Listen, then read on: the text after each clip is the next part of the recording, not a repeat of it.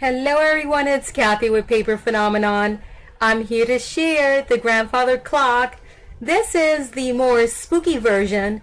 This is the lost and found version. Let me see if I can get a little close up in here. Look at what that looks like close up. So you got the spooky guy there in the base, which is a tombstone. That tombstone opens, and that's what houses the mini album. And I'm going to show you the mini album in the graphic 45 version. So let me pan to the top so you can see the top of it. And there's my ceiling.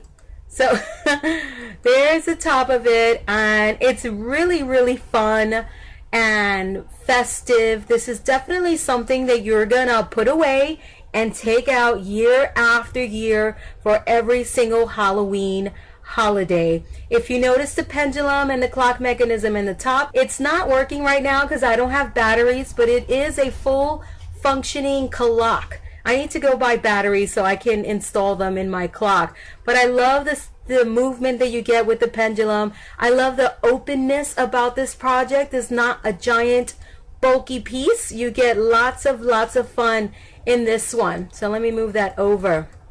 All right, so that's the full span of the grandfather clock. It's completely finished on the back side, so it's gonna look fantastic no matter where you put it in your home. And I really think you're gonna love it and get lots of use out of this piece. So I will say you do have to find a fabulously designated place for it, and you also have to find a place for when you're storing it. You're going to store it with all of your other Halloween and perhaps Christmas items. I will have a Christmas version for this clock, and I can't wait to show you all what the bottom base will be. The tutorial does come with a Christmas version as well. So this is the Halloween grandfather clock. I'm going to show you a little twist on what you can do with this. So if you don't want to make the full clock, you don't have to. Or you can make the clock and some accompanying tombstones. And let me show you what that looks like. This is the graphic 45 version. Look at how sweet and adorable that is. But I'm going to give you a close-up view of this and let you see what it's all about. But it opens up right here. And there's your mini album.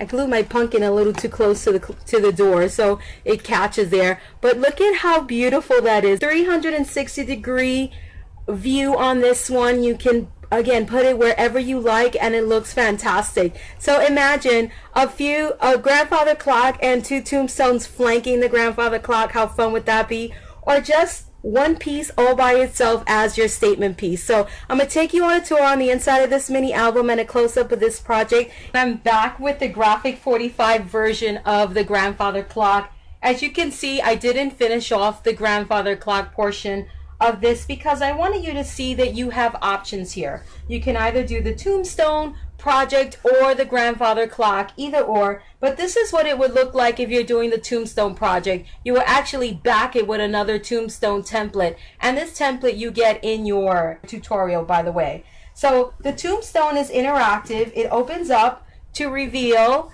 a mini album, and this is the mini album right here, and I'll take you on a quick tour of it as soon as I'm done showing you this. But it's a really nice size mini album. It's loaded with interaction as always. I left this one kind of flat, if that makes sense, which is what I typically do with my projects. And I left all of the three-dimensionality over here in the project, in the actual showpiece right here. Look at that broom, how adorable, and look at the sides, how beautiful. It's just absolutely gorgeous. You're gonna have a lot of fun with it. It's really, really darling. We do some customizing to these pumpkins so they can lay flush against the piece, and that's all covered in the tutorial. But the graphic 45 version and then the mini album. So I'll be right back to show you the mini album and talk about the detail cutting that was done here to accomplish this little scenery on the cover. Hi everyone, I'm back with a preview of the mini album. Here it is, super duper sweet, a really nice size. This one is definitely a departure from what I typically do. I usually do the really large albums, but this is one of those mini albums that you're going to use over and over and over. You're really going to like the concept behind these, and without further ado, let's take a tour on the inside. I did another one of my whoopsies. I glued my pages in upside down, so I'll have to flip the book over and show you this way.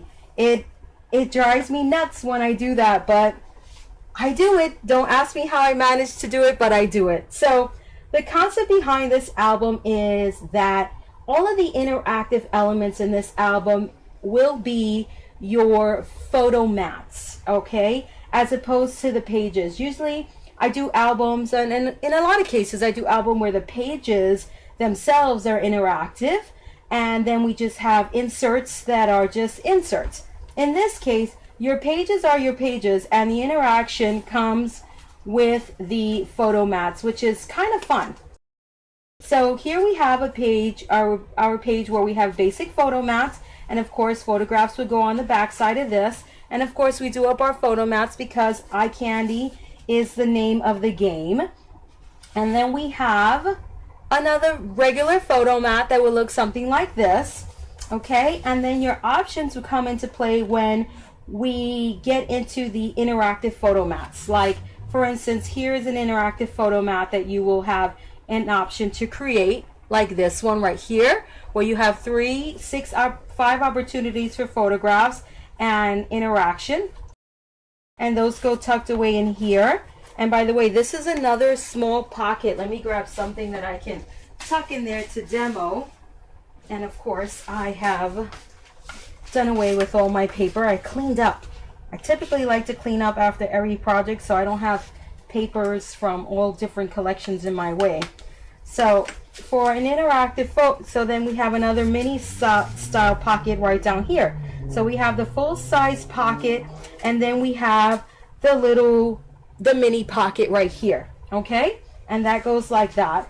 And then for some interaction in the photo mats, this is what I speak of here.